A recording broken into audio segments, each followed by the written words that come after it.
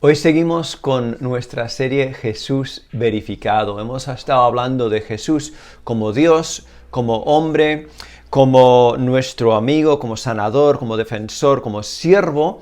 Y hoy vamos a hablar de Jesús el Salvador.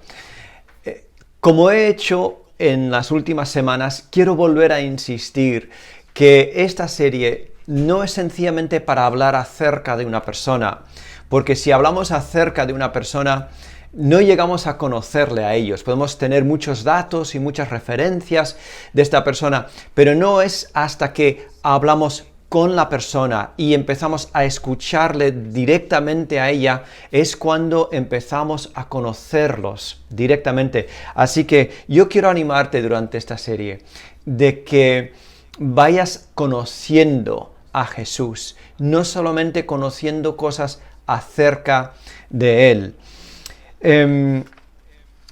Quiero empezar sencillamente con una pequeña comparación. A veces, curiosamente, y quizás más curiosamente para mi mujer, a veces pienso que soy un buen marido, porque a veces friego un poco, a veces cocino un poco, de vez en cuando hago la colada y digo, ¡buah! ¡Qué bien! Pero en realidad, esas son cosas normales de llevar a cabo el funcionamiento normal de una casa. No es ser necesariamente bueno. Pero otras veces siento que soy malo. En verdad no llego a cumplir mis propias expectativas. Entonces hay un barómetro ahí de entre bien y mal y de no estar completamente seguro. ¿Por qué? Porque empiezo a compararme conmigo mismo, con otras personas que quizás soy mejor o peor. Pero cuando estamos hablando de que Jesús es nuestro Salvador, necesitamos compararnos con la condición que Dios exige de nosotros, y necesitamos salvación nosotros, de nosotros mismos y de la condición humana que tenemos, que es una condición caída y pecaminosa. Entonces la idea principal de este tiempo es Jesús nuestro Salvador. Jesús es nuestro Salvador. Y el texto que vamos a estar mirando es en Lucas el 23, cuando le crucifican a Jesús. Y voy a leer unos versículos ahora del Lucas 23, del 32 hasta el 39, que dice así: llevaban también con él a otros dos, que eran malhechores, para ser muertos. Y cuando llegaron al lugar llamado de la calavera, le crucificaron ahí, y a los malhechores, uno a la derecha y otro a la izquierda. Y Jesús decía: Padre, perdónalos, porque no saben lo que hacen. Y repartiendo entre sí sus vestidos, echaron suertes. Y el pueblo estaba mirando, y aún los gobernantes se burlaban de él, diciendo: a otros salvó, sálvase a sí mismo, si este es el Cristo, el escogido de Dios. Y los soldados también se escarnecían acercándose y presentándole vinagre y diciendo: si tú eres el rey de los judíos, sálvate a ti mismo. Había también sobre él un título escrito con letras griegas, latinas y hebreas: este es el rey de los judíos. Y uno de los malhechores que estaban colgados le injuriaba, diciendo: si tú eres el Cristo, sálvate a ti mismo. El hecho es este: vemos a un grupo de personas que estaban rodeando la cruz, que estaban algunos de ellos burlándose de Jesús. Incluso uno de los malhechores, uno de los ladrones que estaba siendo crucificado al lado de Jesús, también estaba diciendo cosas en contra de Jesús.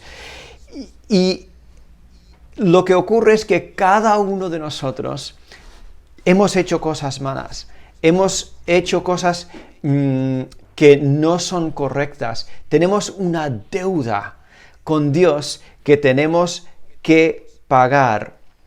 El problema es que muchos de nosotros no reconocemos que tenemos esta deuda, que tenemos algo que pagar. En Romanos dice esto, porque cuanto todos han pecado y han sido destituidos de la gloria de Dios.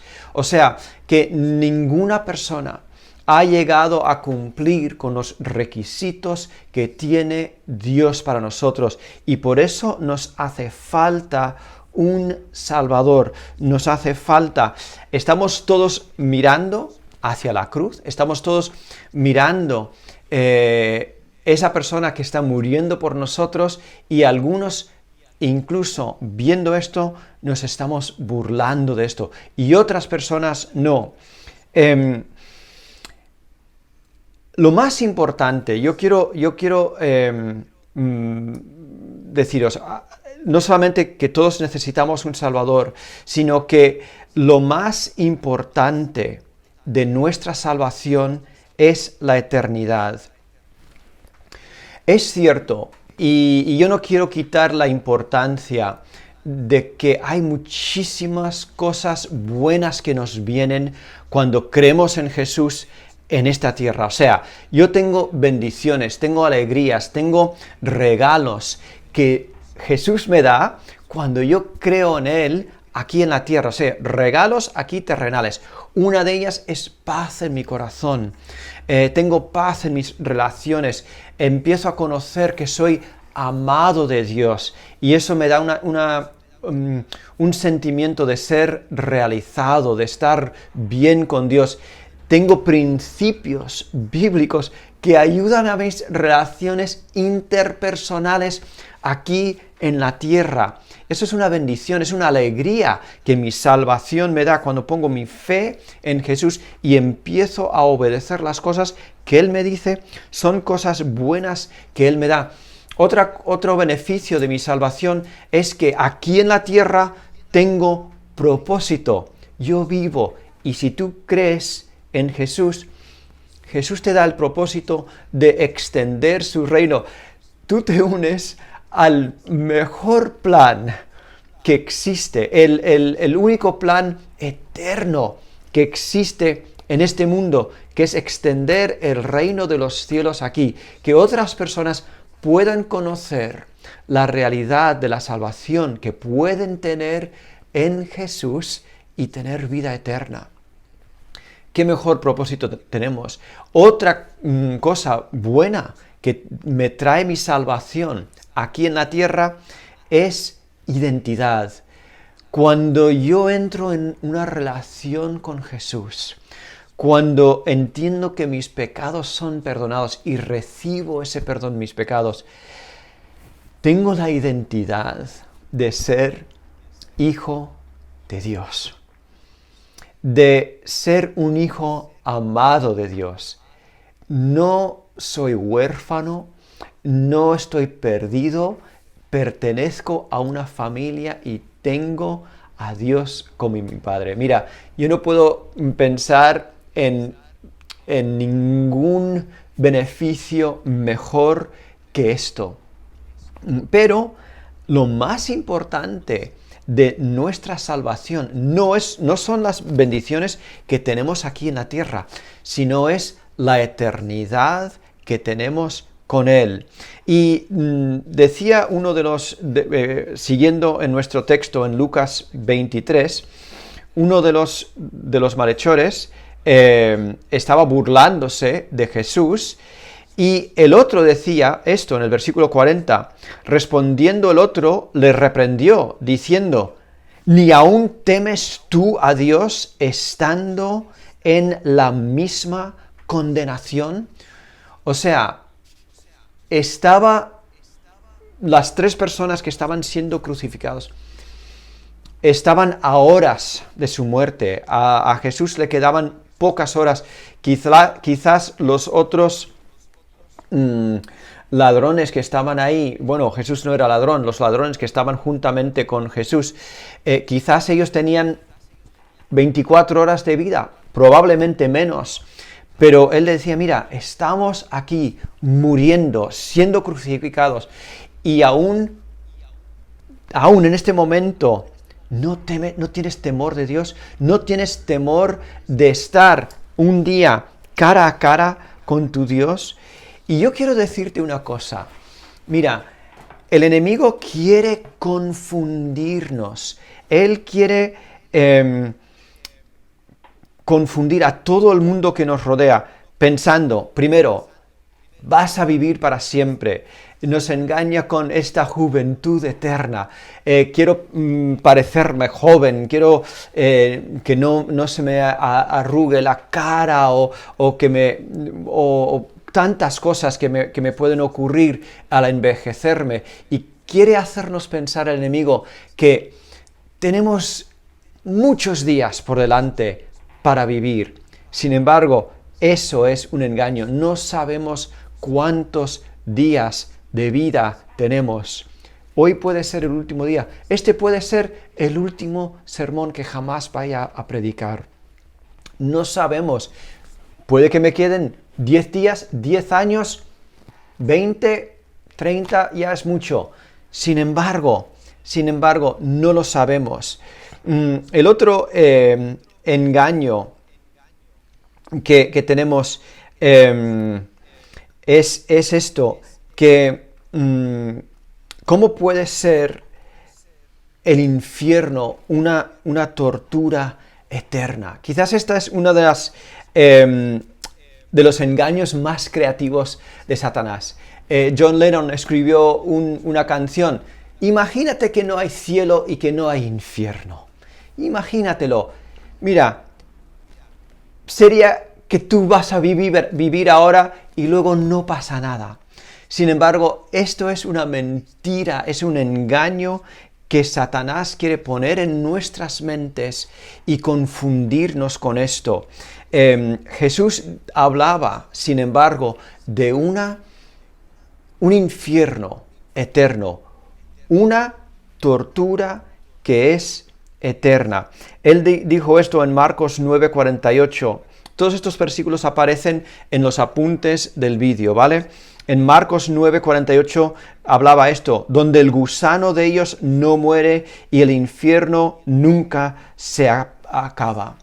Hay algunos teólogos que quieren hablar de la aniquilación, de que sencillamente tú mueres y si has sido malo, pues tu vida acaba. O llegas al juicio y sencillamente, pues la tortura no es para siempre y sencillamente Dios te va a fulminar y ya no existe tu existencia. Otra mentira que existe es que todos vamos a ir al cielo o que morimos y ya está. Estas son mentiras creativas de Satanás para quitar la importancia y la severidad y la importancia de la salvación y del pecado, porque muchas veces queremos pensar, ay, no es tan malo lo que yo he hecho. Y no nos gusta tener un concepto de la ira de Dios. Pero cuando pensamos en un infierno, que es una tortura eterna, nos llega el concepto de la ira de Dios. La ira de Dios que viene sobre la tierra. Romanos 5:9 dice esto, pues mucho más estando justificados en su sangre, por él seremos salvados de la ira. O sea, hablando de Jesús, seremos salvados de la ira de Dios. Esta es una de las cosas más importantes de la salvación, porque la salvación es una salvación de una ira, un castigo que es eterno. En Efesios, el capítulo 5, los versículos del 5 al 6 dice esto, porque sabéis esto, que ningún fornicario, o inmundo, o avaro, que es idolatría, tiene herencia en el reino de Cristo y de Dios. Nadie os engañe con palabras vanas, porque por estas cosas viene la ira de Dios sobre los hijos de desobediencia. Hay una palabra que se utiliza en Primera de Juan, el capítulo 2, los versículos 1 al 2, que es propiciación. Es una palabra que no utilizamos mucho en nuestro vocabulario común, pero la palabra propiciación significa aplacar ira o apaciguar la ira de una persona, quitarlo, menguarlo un poco. El versículo dice esto: hijitos míos, estas cosas os escribo para que no pequéis, y si alguno hubiere pecado, abogado tenemos para con el Padre, a Jesucristo el justo. Y Él es la propiciación por nuestros pecados, y no solamente por nuestros, sino también por los de todo el mundo.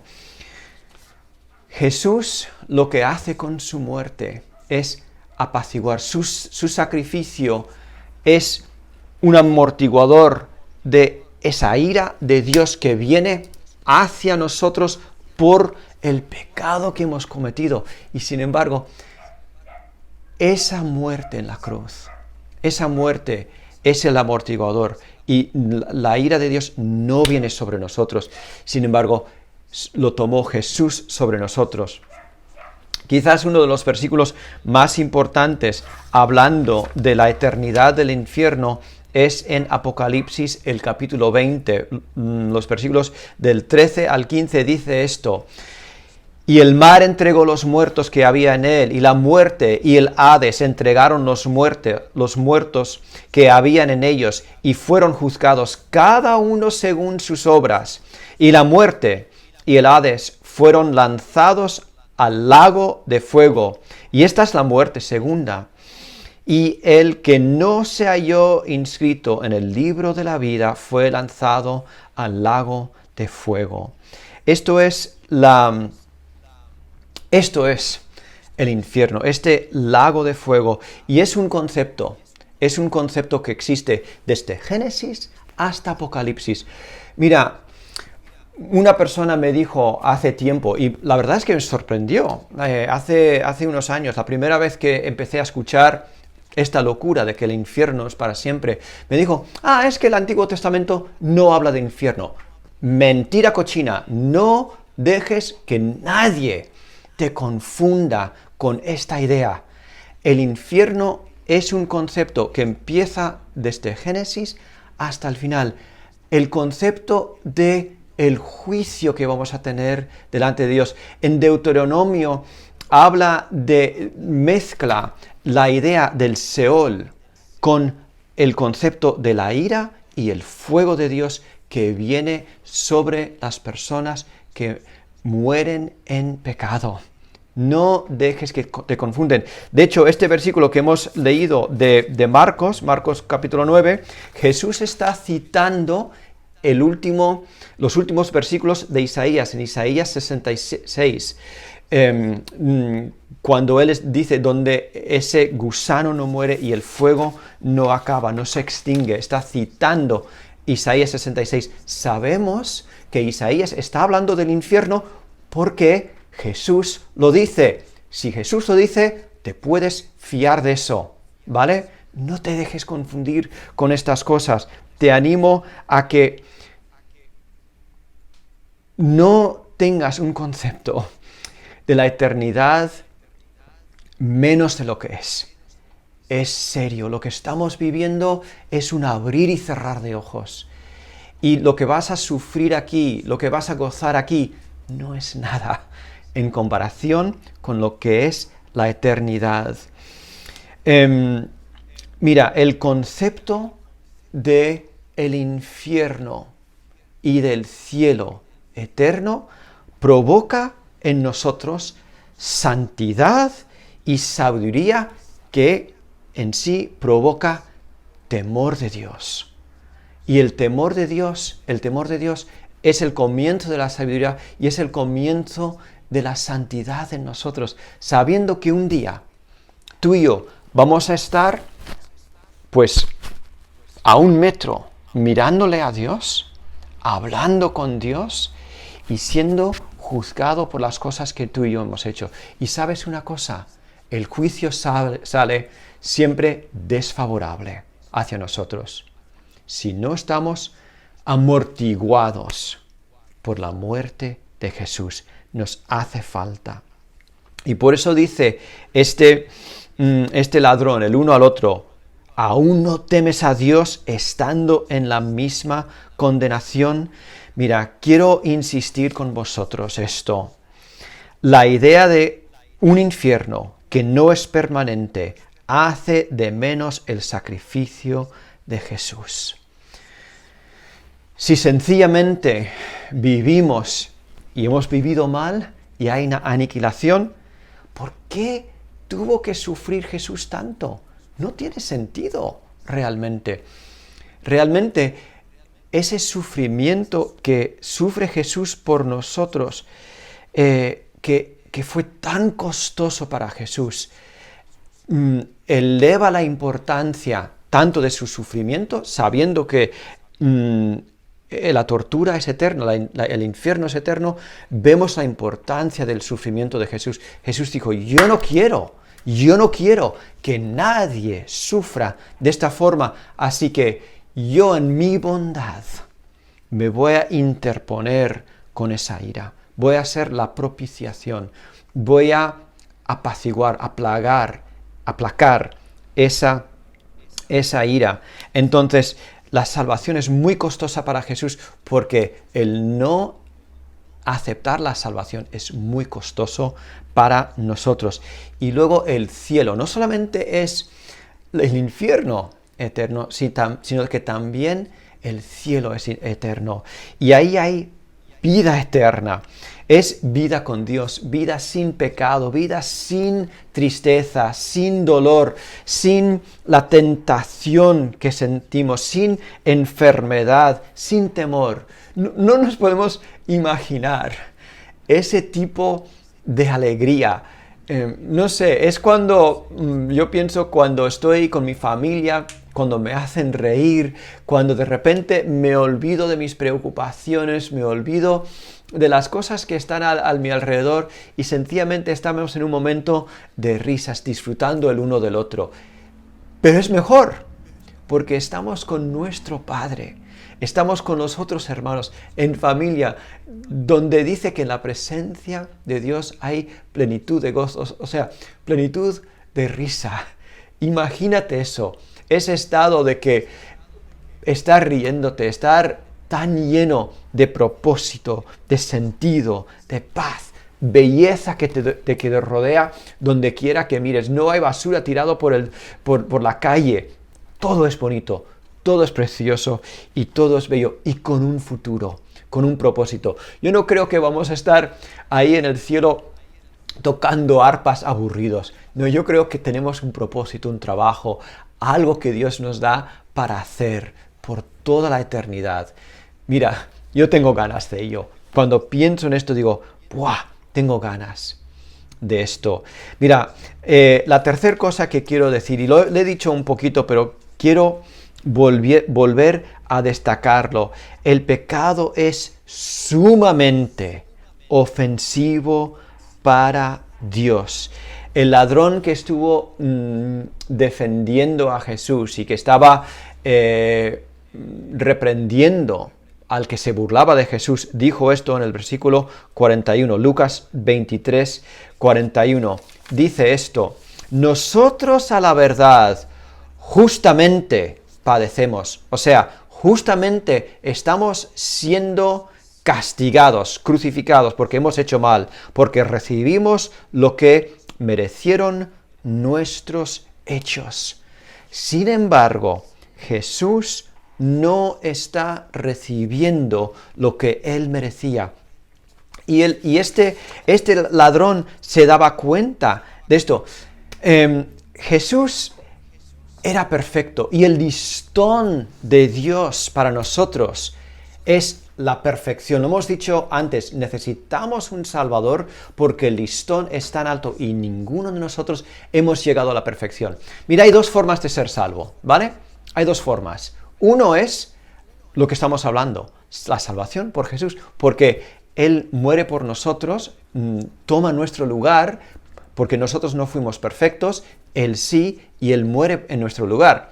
La otra forma de ser salvo es ser perfecto. Así que, si tú eres perfecto, no te hace falta Jesús.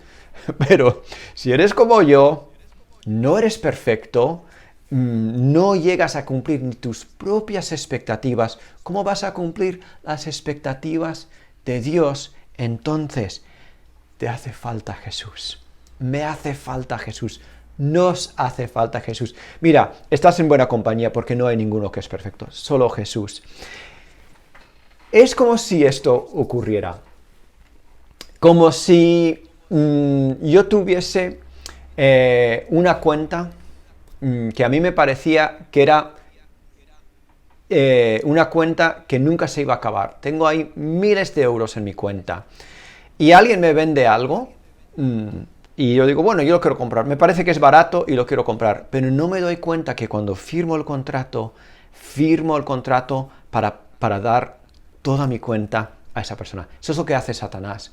Es solamente un mordisco de una fruta, es solamente una mirada, es solamente una mentirijilla, es solamente un pequeño hurto, solamente... ¿Y sabes qué? Pensamos que es una cosita y realmente firmamos toda la vida, toda la cuenta. Y viene mi buen amigo David y me dice, ¡guau! John, tienes una deuda muy grande. Espera, yo tengo una cuenta que aquí, no te preocupes, tengo mucho dinero y yo voy a pagar tu multa. Y viene mi buen amigo David y dice, yo voy a mirar en mi cuenta. Y se da cuenta que no tiene nada. El saldo está en números rojos completamente. Y él no tiene... ¿Por qué? Él firmó el mismo contrato que firmé yo. El único que no lo hizo es Jesús. Yo no puedo morir por otro, yo no puedo pagar el pecado de otro, solamente Jesús. ¿Por qué? Porque Él es perfecto y Él nos quita la ira de Dios y nos, dice la Biblia esto, nos reconcilia a nosotros. El pecado es tan severo porque es lo que causa todo el mal y la muerte en el mundo. No solamente muerte aquí, sino muerte eterna, una separación eterna de Dios. En 2 de Corintios, el capítulo 5, los versículos 20, al final del 20 al 21, dice esto, reconciliaos con Dios. Reconciliaos con Dios. Al que no conoció pecado, o sea, Jesús, que no conoció pecado, por nosotros lo hizo pecado, para que nosotros fuésemos hechos justicia de Dios en Él, en Jesús. Así que Él no conoció pecado, tuvo saldo para pagar por nuestro pecado, y lo hizo. Gracias a Dios por eso.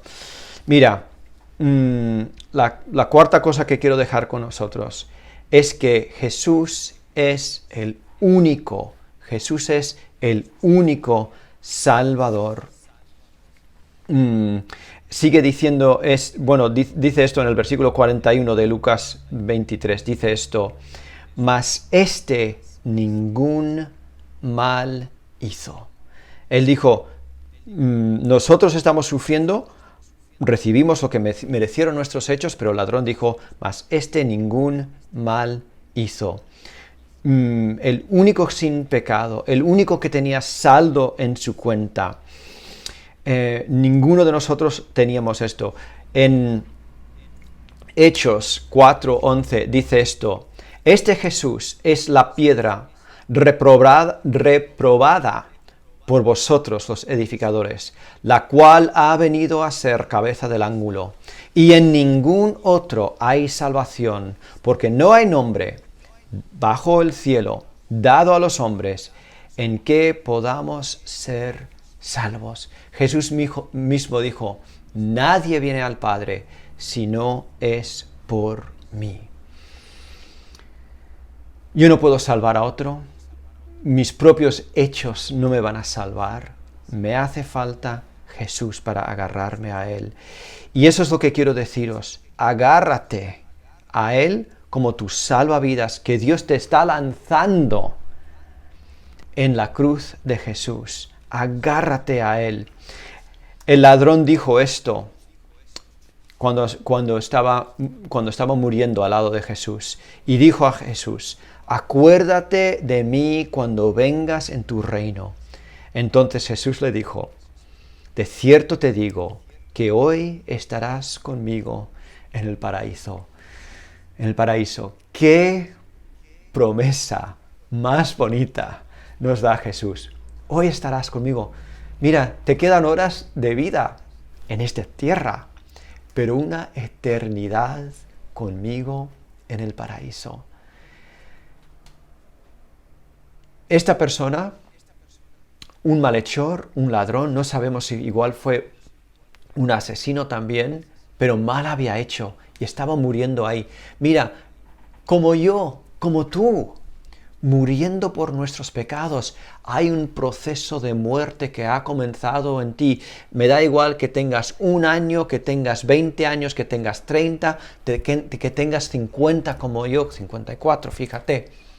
Hay un proceso de muerte que ha empezado con nosotros, que es el pecado. Y estamos muriéndonos. Momento a momento, día a día, estamos en este proceso de muerte.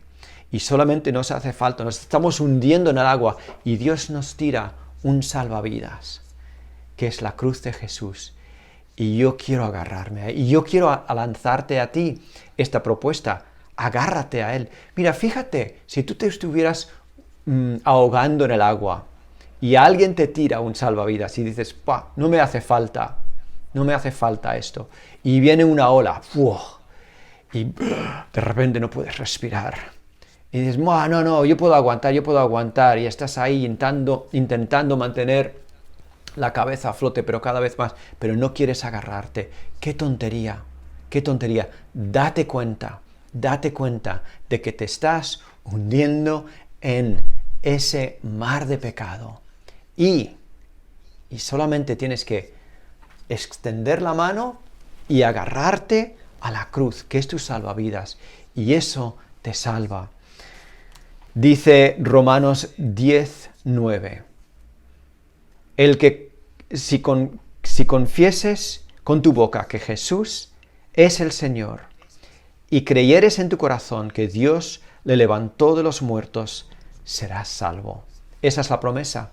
Eso es la forma de agarrarte al salvavidas. Decir, creo, confieso que tú eres el Señor. Y de esa forma cobras vida eterna. Yo quiero invitarte en este momento, me da igual dónde estás, puedes estar en tu sofá, en la cama, quizás estás enfermo ahora, quizás estás conduciendo tu coche o andando por la calle, pero yo quiero animarte en este momento a que confieses con tu boca, Jesús, tú eres el Señor, cree en tu corazón que Dios le levantó de los muertos y serás salvo. Padre, en el nombre de Jesús, venimos delante de ti y decimos, tú eres Señor. Yo creo en mi corazón que eres Señor, que Dios te levantó de los muertos y necesito tu salvación. Sálvame, Jesús, te necesito. Amén. Oye, quiero dejaros con un salmo para acabar, que dice así: Dios es nuestro amparo y fortaleza, nuestro pronto auxilio en las tribulaciones. Por tanto, no temeremos, aunque la tierra sea removida y se traspasen los montes al corazón de la mar. Aunque bramen y se turben las aguas y tiemblen los montes a causa de su braveza. Dios está en control de todo. Así que en el nombre de Jesús te bendigo con paz. Te bendigo con esa seguridad de saber que Él está en control. En el nombre de Jesús. Nos despedimos así y nos veremos la semana que viene.